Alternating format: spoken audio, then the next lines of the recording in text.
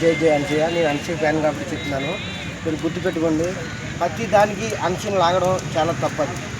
ఆవిడ ఎందుకంటే మంచిగా కోరుతుంది. ఇప్పుడు చనిపోయి భర్త చనిపోయాక మూల కూర్చోవద్దు, సమాజానికి రండి, మీరు ఎలాగైనా ఎంకరేజ్ చేయండి, అది తప్పులేదు. ఇప్పుడు బొట్టు పెట్టుకోక మాత్రాన స్త్రీ అవ్వదు కదా, స్త్రీ అంటారు కదా.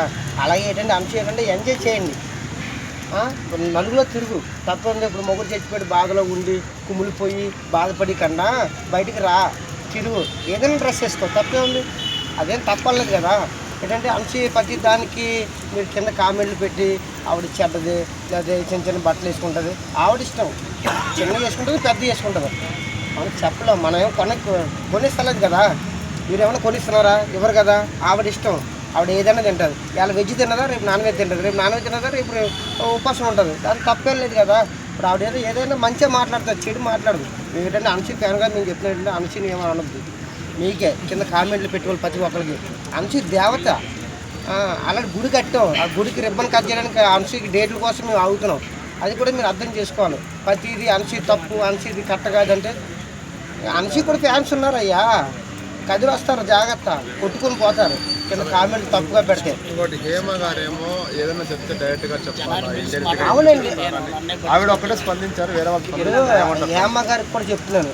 ఇప్పుడు అన్సూయ ఎంతోమందికి చెప్తుంది. ఇప్పుడు ఆవిడ ఒకరే కదా కామెంట్లు పెట్టే, లేడీస్కి పెడతారు కామెంట్లు తప్పుగా, బాయ్స్ కూడా పెడతారు. హేమ గారిని ఏలెత్తి చూపించలేదు కదా. హేమ గారికి ఏంటంటే ఆవిడ ఏంటంటే వెంటనే తీసుకుంది, అంటే అక్కడ అన్సూయ తిట్టింది కాబట్టి హేమ గారు తీసుకున్నారు. కానీ ఇప్పుడు హేమ గారిని ఏం అనలేదు కదా పేరెట్టి.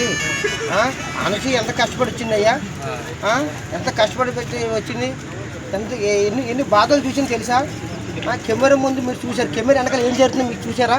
నేను చూసా. వెనకాలంటే కష్టాలయ్యా, కష్టాలు. మీరు ఏదో అనుకుంటారయ్యా బాబు, కష్టాలు, క్లారిటీ, కష్టాలు, బాధలు అన్ని దాటుకొని వచ్చింది కాబట్టి. అయ్యి కష్టాలు దాటుకొని రాళ్ళు రప్పలు ఎంతో మొగోళ్ళు దాటుకొని వచ్చింది అన్సూయ. ఇప్పుడు స్టేజ్కి ఎందుకు ఇప్పుడు జబర్దస్త్ చేసి ఆ కాళ్ళు కూర్చొని కాళ్ళు పడేసి సినిమాలు చేస్తుంది ఎందుకు?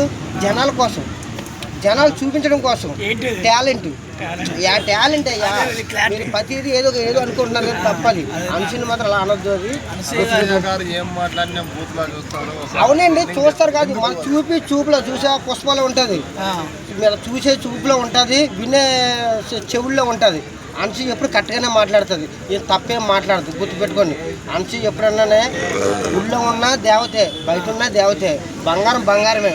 షాప్లో ఉన్నా బంగారం అంటారు, బయట వేసుకున్నా బంగారం అంటారు. కాబట్టి ఇప్పుడు దేవతని ఎప్పుడు అలా గుడి కట్టించారా, లేదా గుండెలో పెట్టుకున్నారా? గుడి కట్టించాం, కానీ గుడి కట్టడానికి రిబ్బన్ కట్ చేయాలంటే ఆవిడే రావాలి కదా, దేవతనే కట్ చేయించారు కదా. అంతే మరి. ఇట్లా అనసూయకు కౌంటర్ ఇచ్చే వాళ్ళకి ఏం చెప్తారు?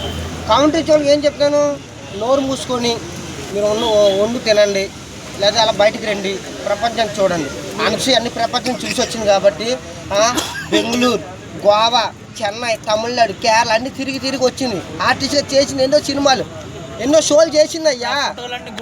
చెప్పులు కూడా అరిగిపోయి, చెప్పులు లేకుండా ఎన్ని షోలు చేసింది తెలుసా? మీకు తెలుసా? తెలీదు. ఆ కష్టాలు ఎన్ని బాధలు తెలుసా? ఒకసారి బాధపడుతుంటే మీకు ఏం తెలుస్తుందో తెలుసా? కంటోంచి నీరు రాదు, రక్తం వస్తుంది. ఆవిడ చెప్పి స్టోరీ అది.